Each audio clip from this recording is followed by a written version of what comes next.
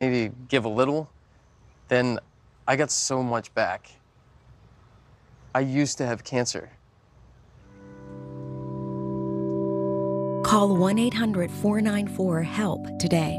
Your contributions to the American Cancer Society fund valuable research, but that's just the beginning. A cancer diagnosis can kick off years of challenge, and that's where your donation truly shines. You help us fund free rides to treatment, a live 24/7 helpline, free lodging near treatment centers, and even efforts to expand access to insurance. So please, donate today at cancer.org and help attack cancer from every angle. They found a body. The entire weight of the family dynasty goes on the shoulders of Ted Kennedy. Watch part 2 of Chappaquiddick Sunday on the Fox News Channel. And subscribe to Fox Nation to see a director's cut of part 1 right now. 77 years ago today, the attack on Pearl Harbor by Japanese forces. We remember Pearl Harbor tonight. We remember all of those who perished in World War II 77 years ago. It began. That is our story on this Friday night. Good to have you with us tonight. Have a wonderful weekend. We will see you back here on Monday night at 7 o'clock. Take care, everybody. Tucker Carlson's up next. We're going to open with a Fox News alert tonight. There is a lot breaking in the Mueller investigation at this hour. Several new documents have just come out. What do they mean? Do they mean anything at all? We will walk you through it throughout the course of this hour. Also tonight, incoming House Speaker Nancy Pelosi says that the very idea of a border wall is immoral. Most of us, speaking for myself, consider the wall immoral. The wall is immoral. What does that say about how Pelosi views this country? And Republicans take the hint that they've got about 3 weeks left in history to fund the border wall they promised. We'll discuss all that in a minute. But first, tonight's breaking news on the Mueller investigation. We go to the person we always go to, and for good reason. Fox Chief Intelligence Correspondent Catherine Herridge joins us. Well, thanks, Tucker. Let's just kind of break it down together because there's so much here. So all of this came down for folks at home really late in the day. We had 3 filings over a 90-minute period. Let's start in New York with the president's former personal attorney, Michael Cohen. Yes. Okay, so 2 filings, one from the U.S. attorney in the Southern District, the second from the special counsel. The bottom line on sentencing is that they're recommending significant jail time, about 4 years, and a fine of $500,000. Buried in the special counsel filing is kind of an indicator of what kind of information he's provided on Russia. And I'm just going to go to my glasses and the paper here for a second. Thank you. To read the quote. Okay, so it says, Cohen provided the SCO, that's the acronym for Special Counsel Office, with useful information concerning certain discrete Russia-related matters core to its investigation that he obtained by virtue of his regular contact with company executives during the campaign. Cohen provided relevant and useful information concerning his contacts with persons connected to the White House during the 2017 to 2018 period. So what we've got in the filing is kind of a window into this Russian contact, but then we kind of feel a little cheated because we don't know from the filing what happened with those Russian contacts and whether they were appropriate at all or inappropriate. Okay. That suggests more than it tells. Exactly. That's my point. It's kind of like a teaser. You see some of this information. Right. We already know with Michael Cohen that he pled guilty to lying to Congress about this Moscow real estate deal in 2016. Remember, that did not take place. That's right. It was a timing issue. Cohen told Congress that they stopped talking about it in January 2016, but in fact, they continued the conversations until June. So that was at the height of the presidential campaign and past the Iowa caucuses. So that was kind of a timing issue. But based on the filing today, it looks like there may well be other contacts that were important with the Russians. But again, we don't want to speculate because we don't know what the essence of those contacts are and whether they're relevant to this allegation of coordination or collusion or improper contact. So we had also today heavily redacted documents pertaining to Paul Manafort. What do we know? What do those tell us? Well, okay, so Paul Manafort's important because he's the former campaign chairman, and the allegation from the special counsel is that he violated his plea agreement. He pled guilty to a number of crimes, but part of the negotiation is that he would cooperate with the special counsel and he'd look at a reduced jail time, and his wife and his daughter would be able to keep their homes. That was sort of the big sort of bone they were holding out to him.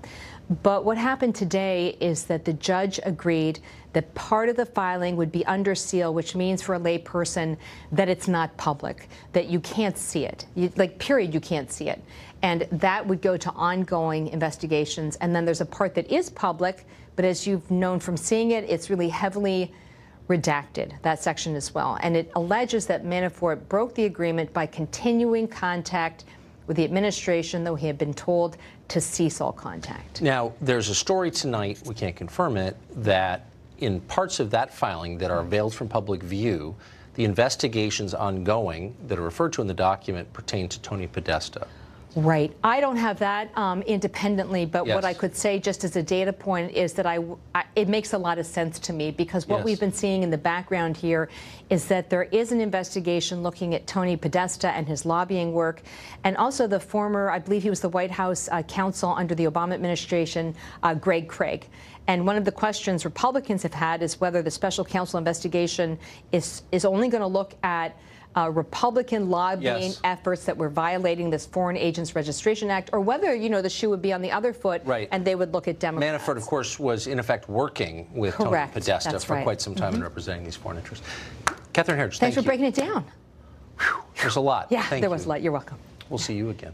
Alan Dershowitz is, of course, a retired and eminent law professor at Harvard. He's also the author of the book, The Case Against Impeaching Trump, and he joins us tonight. Professor, thank you very much for coming on. So all of this is kind of coming out as we're reporting it, and it's hard to assess. But I just want to get to the core allegations once again. So you heard Catherine Herridge say repeatedly that the special counsel says that Michael Cohen is in contact with the Russians at various points. How would that be criminal? Under what circumstances would that be criminal, do you think? Well, it would only be criminal if, for example, this is a hypothetical, the campaign or President Trump or somebody in his behalf offered Putin a penthouse apartment at the top of the tower in exchange for getting a permit to build the tower. That would be arguably criminal under the Federal Corrupt Practices Act. Right. Short of that, it's very, very hard to see this. What I think we're seeing is a coming attraction to what the report will be. And I think the report will set out a circumstantial case based on all the lying that's taking place, a circumstantial case for arguably political sins.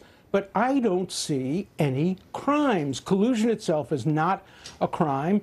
Using information given by Russia to WikiLeaks would not be a crime unless the campaign participated with WikiLeaks in the hacking itself, and there's no evidence to support that. So what I'm afraid is going to happen is this special counsel, whose job it is only to find crimes, not sins, only crimes, will blur the line between crimes and sins and write a report designed to put the president in a bad light, but in the end they won't be able to find any specific violations of federal criminal statutes unless they stretch these vague laws like obstruction of justice beyond any recognition.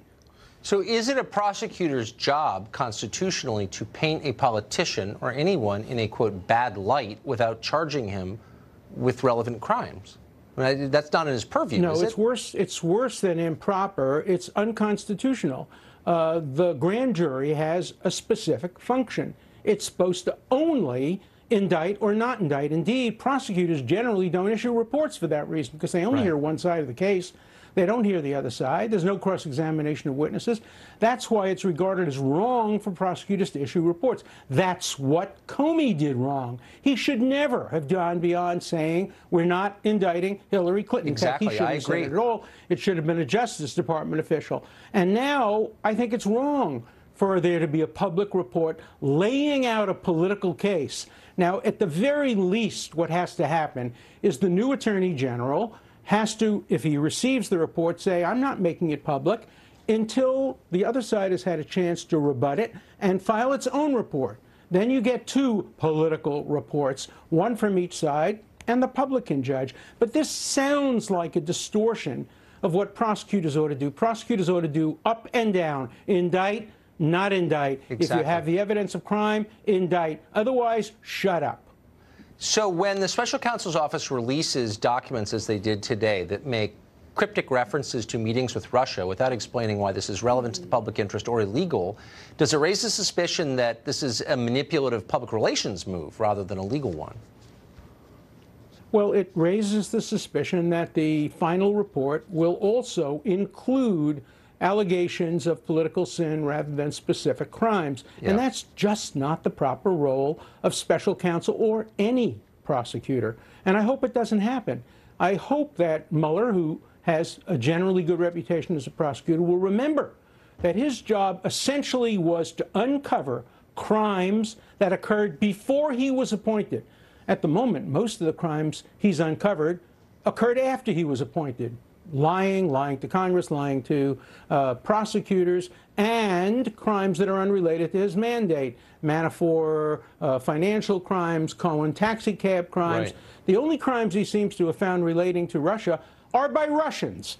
And that was not part of his mandate, number one. And number two, nobody's going after these Russians. They're not going to be sent to the United States. They're not coming to Disneyland where they can be arrested. So that's pretty moot. So very quickly, one final more general question. You've watched our legal system and participated in it for many decades now.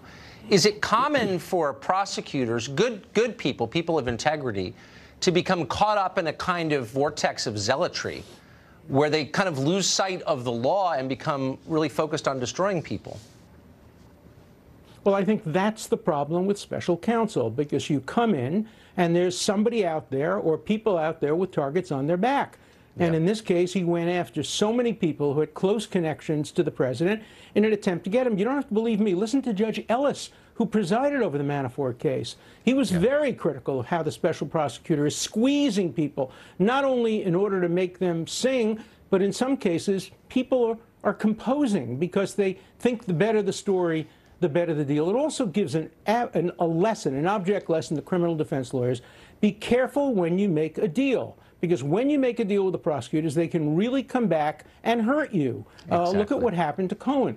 He made a deal. The special counsel says he's cooperated, but the U.S. attorney in New York says he still ought to get substantial jail time. That's why in 53 years of practicing law, I have very, very rarely made deals or made pleas with prosecutors because I basically don't trust them. I don't trust the system. The system today is so skewed in favor of prosecutors and against defendants.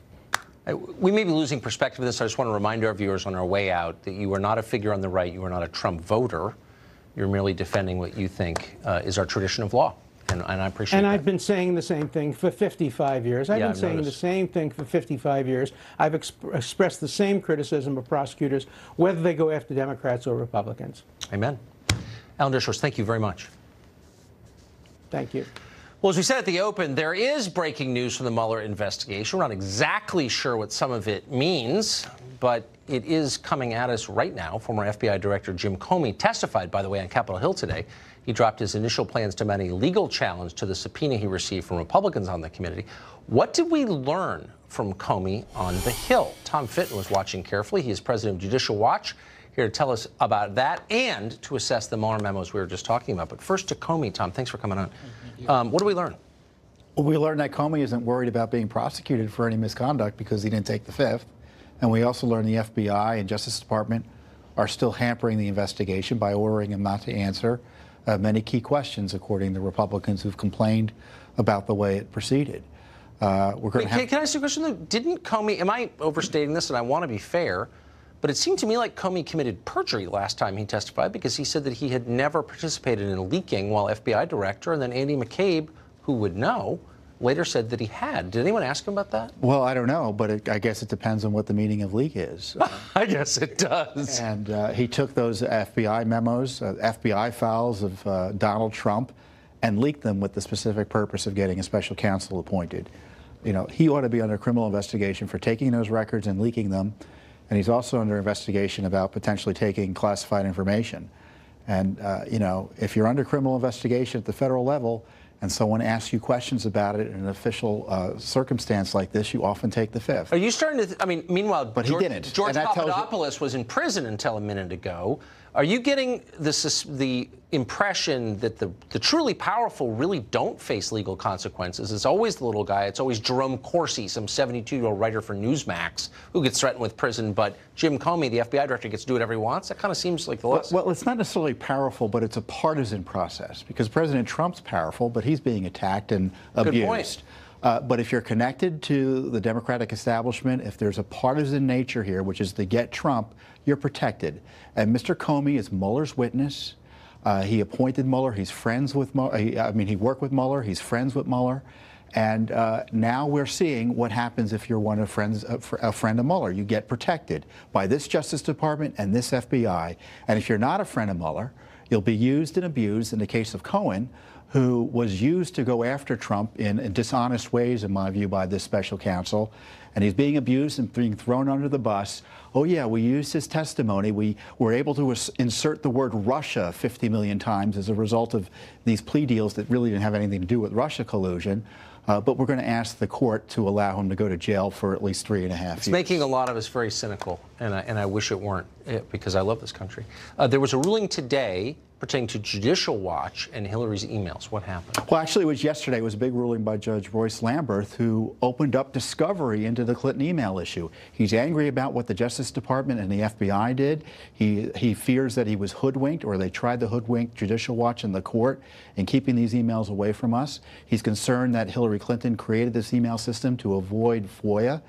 And he really went after this Justice Department for coming into court and engaging in what he called chicanery, to try to make excuses for and explain away the misconduct that saw these emails hidden and the email system used to avoid court scrutiny, congressional scrutiny, and questions from the American people. In fact, he asked, was Benghazi one of the reasons they didn't want us to know about these emails?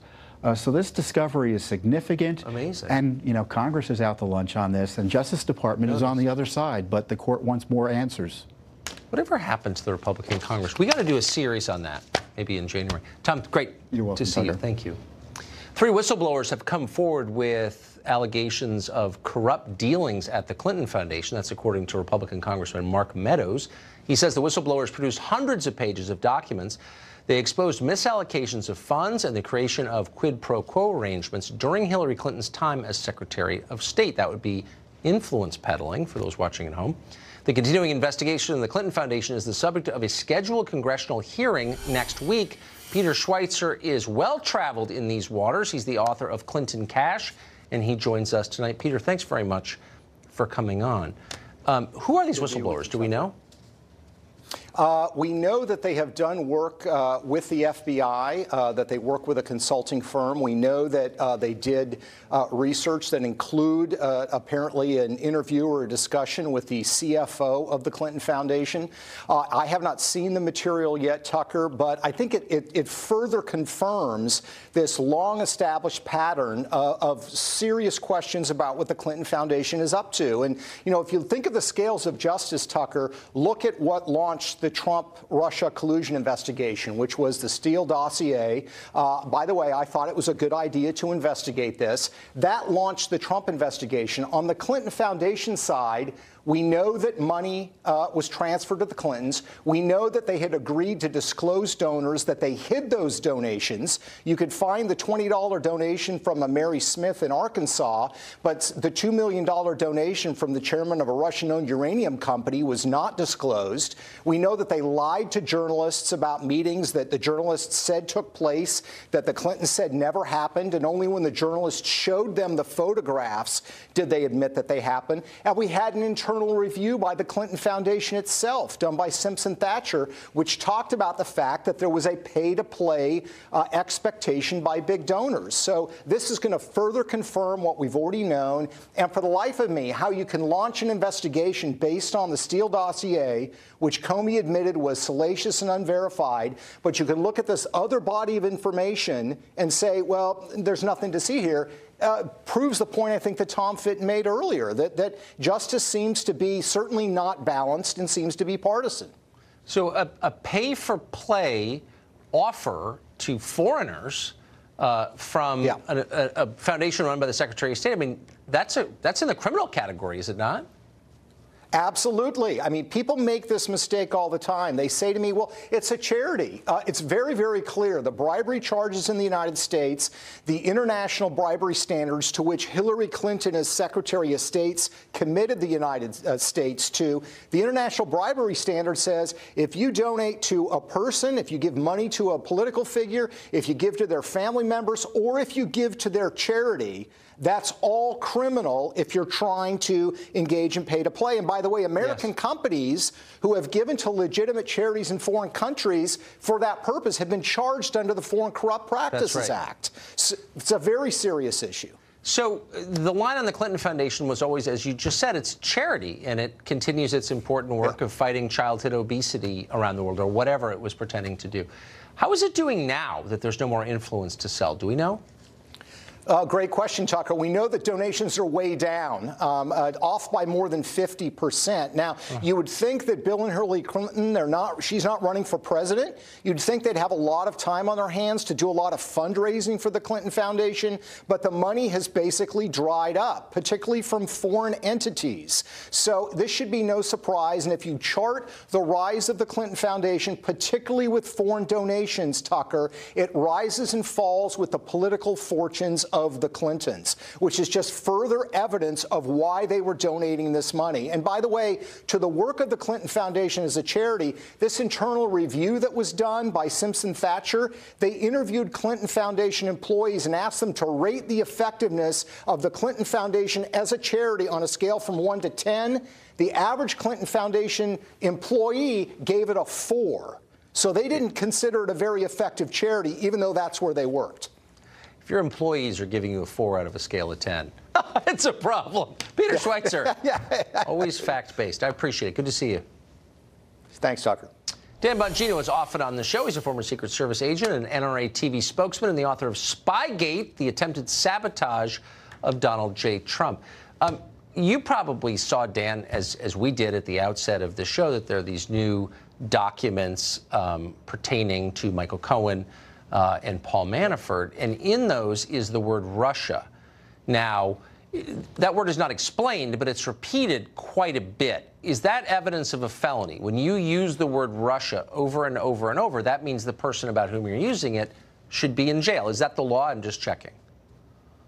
Well, maybe a grammatical felony if you spell it wrong, but the mentioning of Russia in a report is not a felony at all. You know, I mean, I love when you say that because it's true. They say it as if the mention of Russia somehow, it automatically imparts on someone an air of criminality.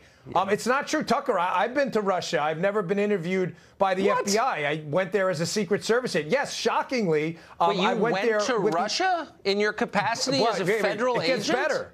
Oh, my gosh. Wait, Tucker, it gets better. This is where it really gets nasty. The government asked me to go over there as a Secret Service agent. How is that? How could the federal government ask me to commit such a crime as going to Russia? I mean, this is utterly absurd. Well, it's ridiculous. But a conspiracy so vast, right? Of course. Yeah. That's the hallmark of a conspiracy theory. It can never be disproven, right? So, exactly. Listen, there's some takeaways here, though. I think we can figure out right now and affirmatively say, looking at these paperwork, that Bob Mueller is not investigating collusion. Bob Mueller is investigating Donald Trump. This is the equivalent of a taxpayer-funded private investigator following Donald Trump and his team around to harass him for the rest of his presidency. This is a joke. It's an embarrassment. It's the stuff that's done in third world republics, and the media figures supporting this should be absolutely ashamed of themselves. This case is a farce.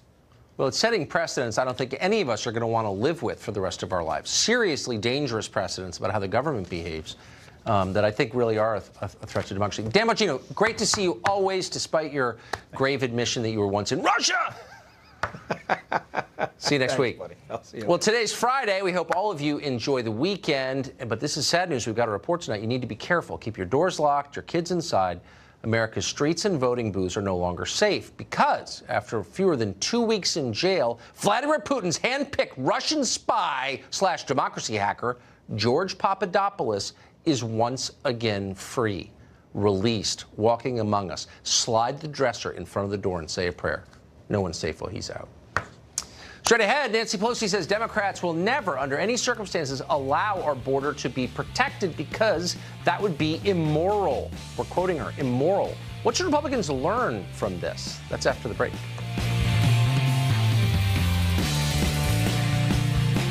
Ruby Tuesday's new Homestyle combos starting at $11.99. Choose from 6 all-new, creamy, hearty, savory, cheesy entrees, plus endless trips to the Garden Bar. Join us at Ruby Tuesday for new Homestyle combos starting at $11.99. Inflammation may cause everyday joint discomfort. Turmeric supports healthy inflammation response due to physical overexertion.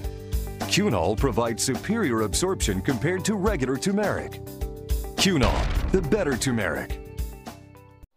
If you want a car from a company that's been building them for 115 years, get a Ford. If you want a car with driver assist technology, get a Ford. If you want Waze and Amazon Alexa compatibility, get a Ford. If you want a car that doesn't have any of that, get anything but a Ford.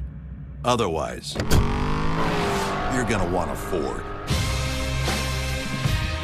I tell everyone to take the Ancestry DNA test if you want to get the most details about your family history. My pie chart showed that I'm from all over Europe, but then it got super specific.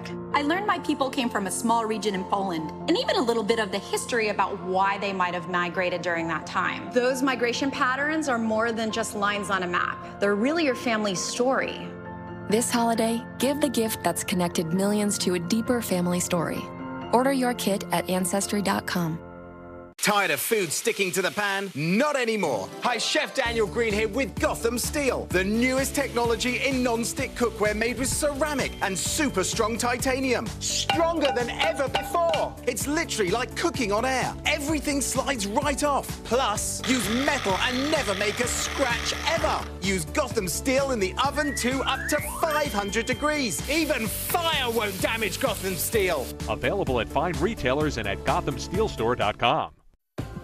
This is an invitation to dive into a world bursting with life, to run with it, move with it, to experience a place between dreams and reality. This is an invitation to laugh, play, dive into life. Are you ready to become a part of this? Atlantis, Bahamas at heart.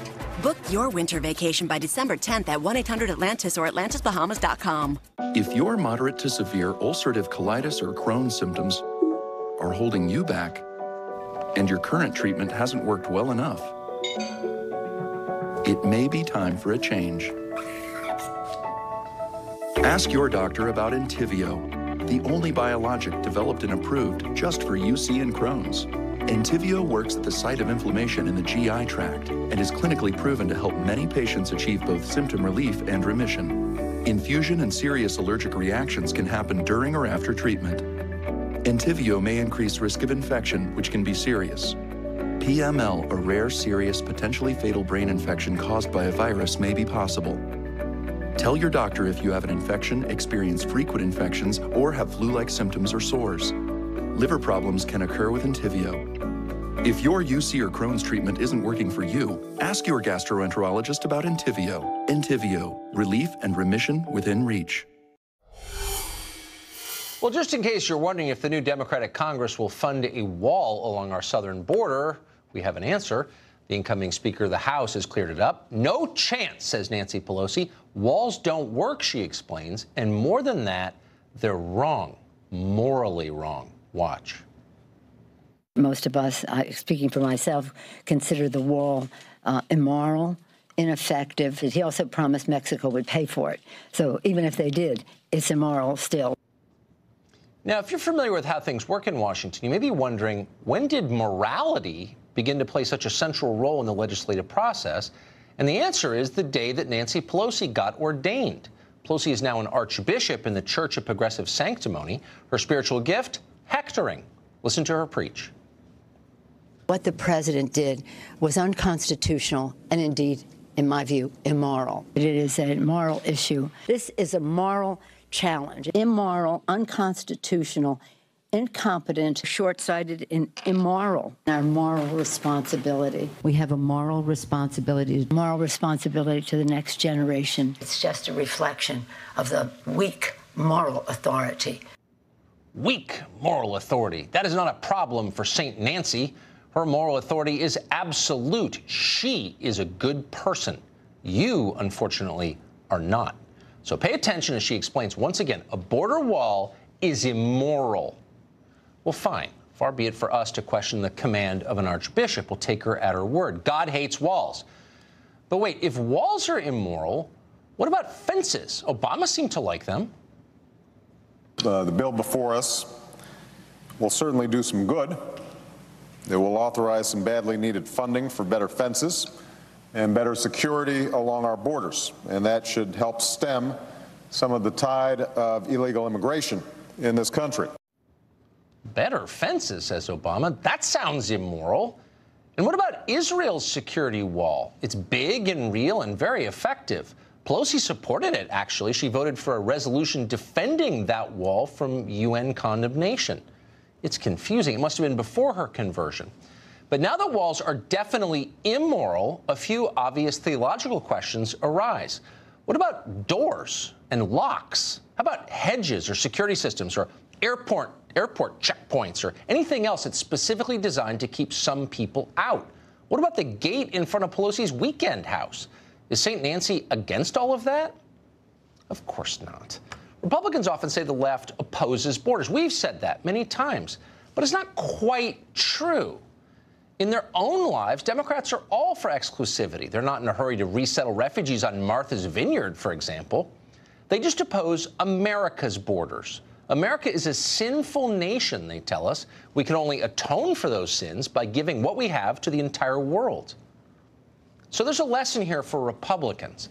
The president got elected by promising a border wall. People wanted that. They voted for him. The president pledged that in almost every speech he gave. I'm going to build a wall, and it's going to be a real wall, a big wall, a strong wall. Nobody's coming through unless it's legal. Nobody. It's going to be a real wall, not a toy wall like we have right now. Don't worry, folks. We're going to be building the wall. Well, Paul Ryan never wanted a wall. Pelosi has made it crystal clear that Democrats will never build one. They'd rather have the country fall apart first. In fact, they've already made that decision. America's middle class is dying. The border goes unsecured. The next 3 weeks are the final chance Republicans will have in a long time to keep their promise on the wall. It wouldn't be easy to do it, but it wouldn't be impossible. There's precedent for it. Democrats lost the House in 2010, and in the short window before the Republicans took back the House, in the lame duck period, Barack Obama got quite a few of his priorities into law. Democrats repealed the military's ban on gay service members, affirmed a nuclear treaty with Russia. They even passed Michelle Obama's school lunch bill. So Republicans could fund a wall before turning back the House. They could have done it at any point in the past 2 years. They just don't really want to. Keep that in mind. Enrique Acevedo is an anchor at Univision. He joins us. Enrique, thanks very much for coming on. Now, you're a journalist. I'm not a theologian either, but Nancy Pelosi has just informed us that a border wall is immoral. Do you think that all walls are immoral, just our border wall? What about the wall in Israel? Is that immoral? You can cherry pick the word immoral, but she also called it expensive and ineffective, which couldn't be more true. To tell you the truth, this is what's immoral, to tell your audience and the American people that a border wall is going to solve our immigration crisis, to use the wall as some sort of extortion to pass the DREAM Act and legalize the lives of hundreds of thousands of young kids who are as American as any other. I tell you also what's immoral, to use the wall as a way to get elected. So I think that's what she was referring to. But hold on. Can't we just disagree? Does one of us have to be immoral now? Maybe we just disagree about the wall. Why does one of us have to be a sinner and the other virtuous?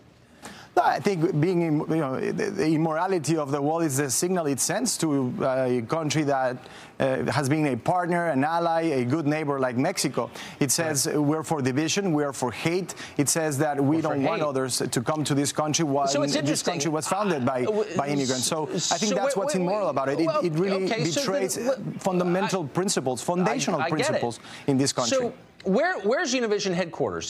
Down in Florida or New York? I haven't been. We're down here in Florida. Okay, so if I were to go tomorrow, and I got the day off, and I showed up at your building uninvited, would I find a wall or a checkpoint? Would I have to show ID, or could I just go in and use your office and take some of your office supplies? You would also find a wall around my home, and I'm sure you have one also, Tucker. I don't, but those walls are not for your neighbors, your business partners, the person in charge of helping you out on Saturday night with the kids, for the nanny. They're for dangerous criminals and maybe even terrorists. Those walls are not to keep us from our friends, from the people we love and the people who want to help us. Hold on, no. The wall signifies ownership. So you guys own Univision, you own your home. You get to decide who comes over. If you have a dinner party with your friends, that's great. If 12 strangers come in and eat your food, it's not a dinner party, it's an invasion. So the key factor is your choice. You get to decide who comes into your home because it's your home. Same with your office at Univision. Same with our country, which is America, where I was born. So we don't have a right to say who comes in or out? That's immoral? How? No, I think the U.S. has every right to secure its borders, and I think it's done that for the past half a century. We've spent, just in the last 12 years, over $100 billion on border security. This has become a dangerously misleading narrative, this idea of border security, because we say the border is not secure, while the border is as secure as it's ever been in our history. Okay, so, I guess the obvious question is, how do we get 22 million illegal aliens living in our country if the border's so secure? But if you're for border security, why are you against a wall? It's another form of border security. Why is that so offensive? Why is that so immoral? Why are people who support it sinners? Maybe because it's effective? Is that the problem? I didn't say they're sinners. By the way, you know who also thinks the wall is immoral? The Pope, the leader of the Catholic Church. Really, is there a wall Nancy around Pelosi the is not alone on this. Vatican? Oh, okay. So the Pope. There's a wall around the Vatican. I think if I try to get in the Vatican without the Pope's invitation, I get arrested. I've never had any issues walking into St. Peter's Square. There's actually just a white line, and everybody can go across. I've been there. There's actually a wall. So there's a misconception about the Vatican being a walled city. Anyone can walk into St. Peter's Square without any sort of issue. St. Peter's Square, but you can't walk into the Vatican. That's like the heart of the Vatican. No, actually, you can't walk freely through the Vatican. I've been there, and you know. I mean, let's be totally real. The truth is that people, when they own something, when they're invested in it, have a right to determine, and you already conceded this, who comes in or out. And walls are but one way to affirm that right. But you say it's immoral. I don't understand. I honestly, and I mean this with sincerity, and I respect you, so I want your real answer. I know you mean. What is the difference? A fence is not immoral, but a wall is immoral?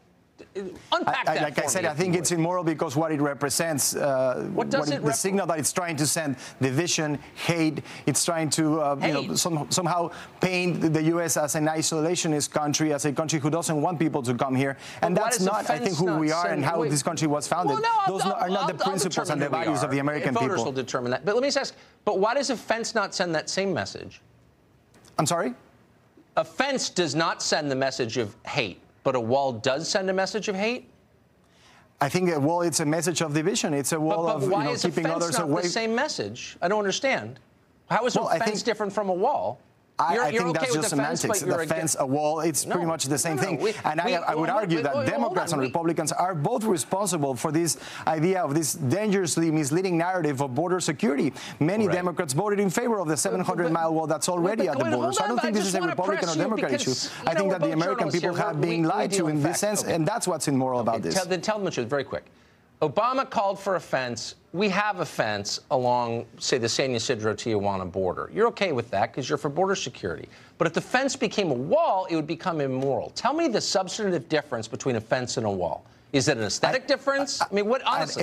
I think it's just semantics, Tucker. Like I said, Democrats voted for the 700-mile wall, fence, whatever you want to call it, and that's not really helping solve our immigration crisis. We've seen that, and I think it's going to help the Border Patrol do their job better. Do you think but I think we can find solutions that can do that are less expensive than $25 billion. Okay. And really quick, is the Israeli wall immoral too?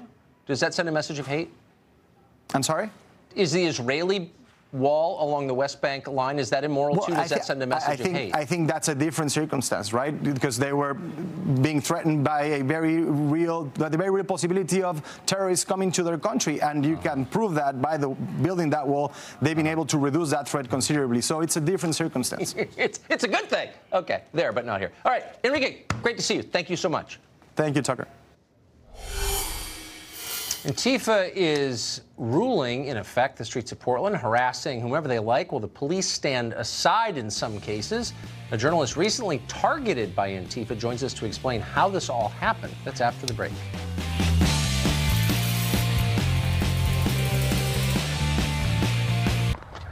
One for you and one for me. I love it. Oh, actually, that was supposed to be I love for it. me. I like red. It's the GMC Denali Seasoned Upgrade. Get over $12,300 total value on this Sierra when you finance through GM Financial. Before discovering Nexium 24-Hour to treat her frequent heartburn, Claire could only imagine enjoying chocolate cake. Now she can have her cake and eat it too. Nexium 24-Hour stops acid before it starts for all day, all night protection. Can you imagine 24 hours without heartburn? Hey, what are you guys doing here? We've been helping you prepare and invest for retirement since day one. Why would we leave now? Because I'm retired now. So, we're Voya. We stay with you to and through retirement. With solutions to help provide income throughout. So you'll still be here to help me make smart choices. Well, with your finances, that is. We had nothing to do with that, tie. Or the suit. Or the shirt. Voya, helping you to and through retirement.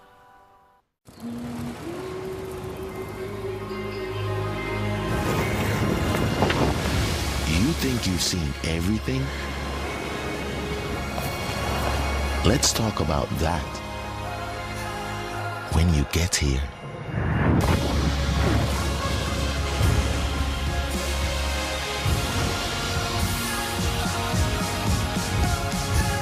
The United States Virgin Islands.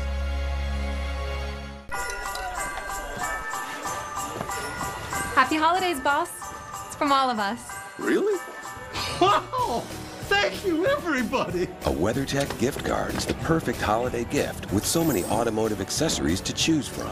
From American-made laser-measured floor liners to no-drill mud flaps or Bump Step XL, nothing protects like WeatherTech. Order your WeatherTech gift card today at WeatherTech.com. You gotta see this! Merry Christmas and Happy Holidays from WeatherTech. There's only one you, with your own goals and motivations. Your own definition of healthy and happy. So let's learn your capabilities, and I'll adapt. From beginner to athlete, with personalized workouts, to find the right fit for you. I am Max, the breakthrough fitness intelligence platform only on the new Bowflex Max Trainer. Order by the 18th for Christmas delivery at Bowflex.com. How to quit sugary soda with a few tips. Step 1. Buy SodaStream. Step 2. Enjoy great taste with less sugar. Step 3. Maybe 2 steps is enough. Make sparkling water and help save the planet. Risk-free for 30 days. For the best deal of the season, go to SodaStream.com and save up to 40%. Get your SodaStream today.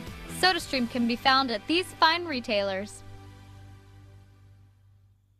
In an era of online retail where everything is just a few clicks away, buying a car should be no different. That's why at Carvana, you can buy a car 100% online. We made it easy to browse, view, and buy from over 10,000 cars. You can even trade in your old car, all while binge watching your favorite TV show. Afterwards, we'll deliver your car to you, or you can pick it up from one of our car vending machines. Either way, your car comes with a 7-day return policy. So grab a seat, relax in your comfy pants, and enjoy the new way to buy a car at Carvana.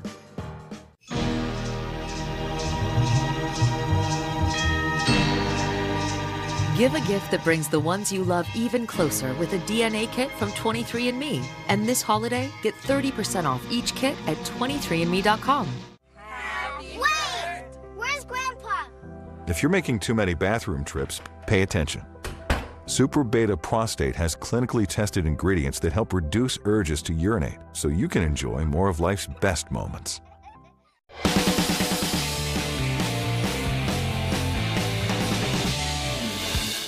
American cities, some of them anyway, have already normalized the practice of ignoring federal law. That goes from drug bans to immigration laws.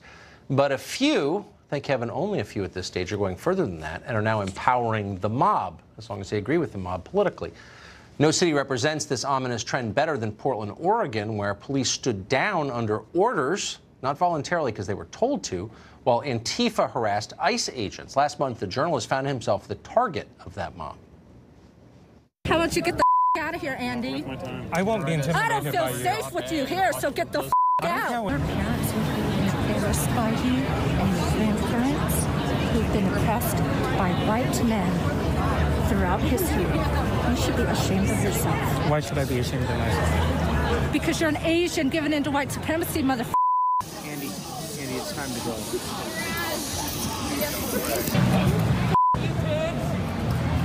Piece of Nobody likes you. Nobody likes you. The city hates you. You're trash. Get the out of here. Talk about Occupy ICE. He supports the detention of non-criminal immigrants. Get the out of here. Nobody in the city likes you. Rich kids in black masks. Andy Ngo recently wrote a piece about his experience. You just saw it. It was called What's the Matter with Portland? He joins us tonight. Andy, what is the matter with Portland? I think Portland is an example of what happens when you have a city that is an ideological monoculture with no counterpoise.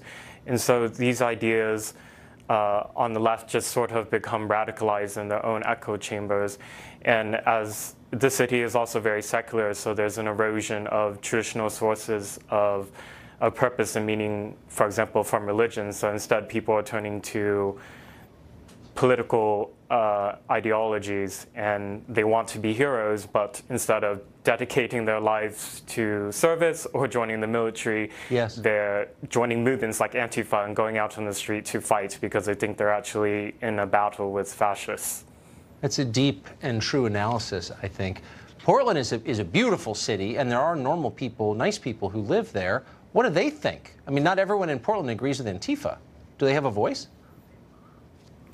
I think the genius in Antifa is actually the name, because they put themselves in a position where it's actually very hard for left-leaning or left-wing politicians to criticize, because then it sounds like you're being against anti-fascists, which sounds like a noble thing to be, right?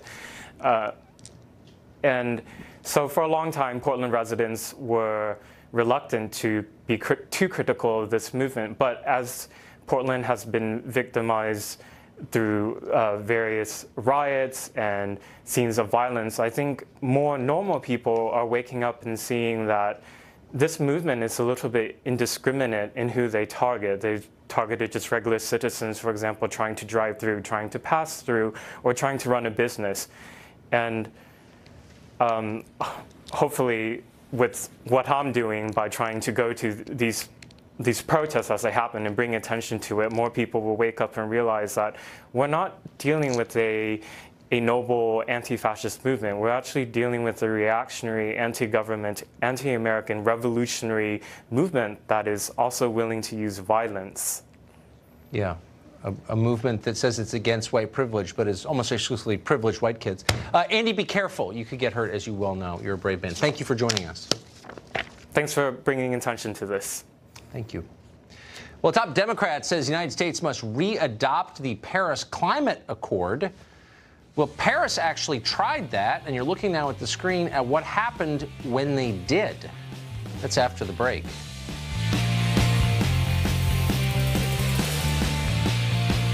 This program is brought to you by Trelegy.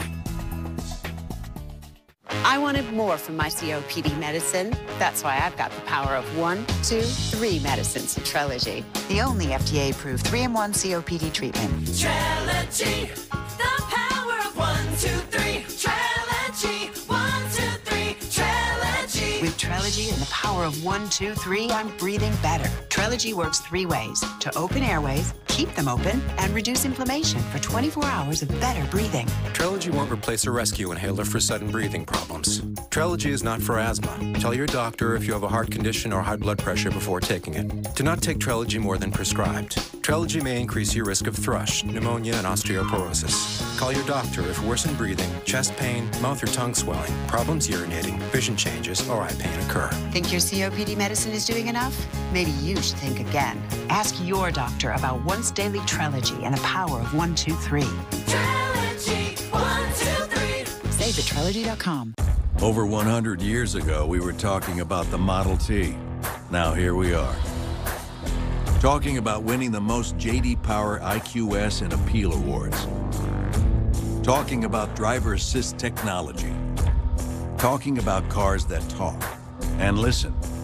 Talking about the highest customer loyalty in the country. But that's enough talking. Seriously, that was a lot of talking. Back to building. This thing called love, I just can't handle it, this thing. This holiday, give the gift of Peloton. How did you know? Right? With tough food, your dentures may slip and fall. New Fixodent Ultra Max Hold gives you the strongest hold ever to lock your dentures. So now you can eat tough food without worry. Fixodent and forget it.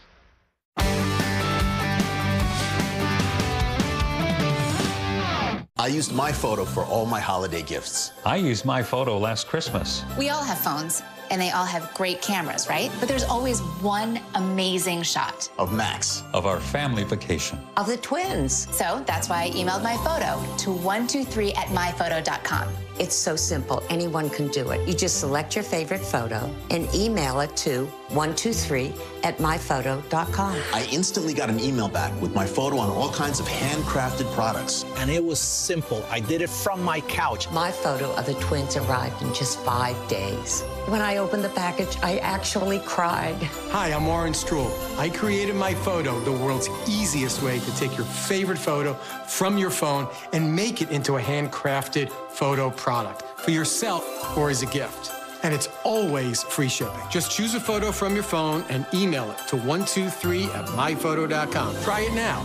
You'll be blown away. This is not a bed. It's proven quality sleep. The new Sleep Number 360 smart bed from $9.99 intelligently senses your movement and automatically adjusts on each side to keep you both effortlessly comfortable. It can even warm your feet to help you fall asleep faster. How smart is that? Smarter sleep to help you shed those sugar cookies. Get a running start on the holidays and take it all in with the patience of a saint. Don't miss the last chance to save up to $500 on select Sleep Number 360 smart beds. Ends Monday. These folks, they don't have time to go to the post office. They have businesses to grow, customers to care for, lives to get home to. They use Stamps.com. Print discounted postage for any letter, any package, anytime, right from your computer.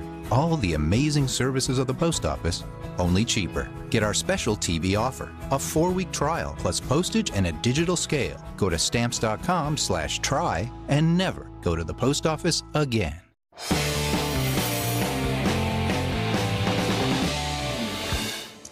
Well, there are massive riots in Paris right now, all through France. They may topple the French government. They're mostly being ignored in this country, but they're worth paying attention to because they tell us a lot about the downside of elites forcing ordinary people to bear pretty much the entire burden of fighting climate change.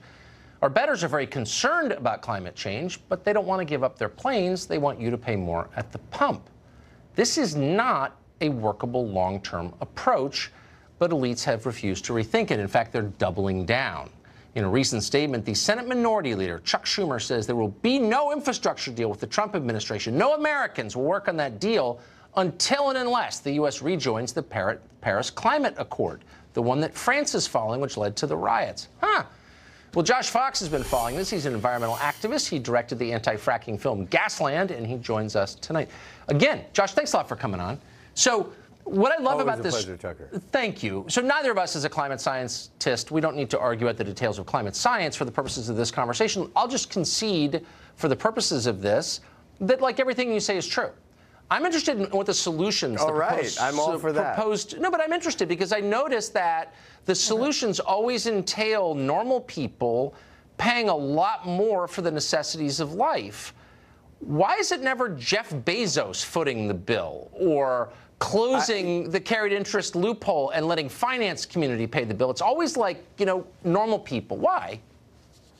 Tucker, we're going to agree about something for the first time perhaps ever. This is amazing. I couldn't agree with you more. What's happening in France is they're forcing working class people to pay the burden of a certain policy change. Now, this policy needs to change. We need to get off of fossil fuels right away. We see all these signs, wildfires in California, huge hurricanes, all these things that are happening because of climate change. But you're absolutely right. Major corporations, and there are 100 major corporations that are responsible for most of the emissions on the planet, those are the people who should be footing the bill. Now, if you were to listen to somebody like Emmanuel Macron or Barack Obama or these neoliberals, you would see a lot of these policies being fanned out among the population rather than on Wall Street or the big corporations or big oil. But what's different right now is you have something called the Green New Deal. The Green New Deal, being popularized right now by Alexandria Ocasio-Cortez and others and Bernie Sanders, is saying we need a new deal for people. What we're seeing right now in France is the same old deal. Okay, Cuts so for bankers, so you cuts say that for rich people, right, and tightening the belt around the necks of the poor and working class. I mean, and you're right there, and that's all. And by the way, Bernie Sanders, I think, just spent $300 grand in a single month flying in a private plane. So he's obviously out of the conversation. He's discredited. You can't be concerned about climate change and fly I don't in a agree private with that plane. at all. I just saw Bernie last weekend at the Sanders Institute gathering, which was absolutely stellar and spectacular. Let's be real. There's a level of hypocrisy that takes you off the table. You're no longer credible, and he's in that category. But the broader question... Bernie flies in the middle seat. I think it's been pretty clear private, about Bernie Sanders' politics. No, I'm sorry. I know you like Bernie, but I'm just saying, Bernie's, unless the story was lying, it was a news story, it said he'd spent hundreds of thousands on private air travel. So, like, you're not a climate activist if you're flying private. But let me just ask you quick. Would the Green New Deal, and I don't know all the details, would it raise energy prices for middle-class people? That's the key question right there. No. In fact, when you deploy solar and when you deploy wind, you create millions upon millions of jobs. 24 million jobs in the renewable energy sector. That's a guess. We don't know. 24 million jobs. And, well, no, we do know. We can predict these things. Of course we don't know. Come on, wake up, son. Also, this is real life. Tucker, no, wait. Let's stay on this wonderfully cordial, agreeing way that we were just doing this. Let me just finish. You asked me a question. I'm answering the question. The question is that solar and wind are cheaper for electricity than fossil fuels. That is a fact right now. What about for air Solar travel? and wind are cheaper than fossil fuels. How is Bernie going to fly? Well, air travel is not. Air travel is not what we're talking about right now. We're talking about raising gas prices. We're talking about raising the basic prices for the working and the poor people. And that, a Green New Deal, would help people enormously. I don't know if I believe that what you're saying is true, but I agree with the sentiment. I have seen... Max your cold relief with Alka-Seltzer Plus.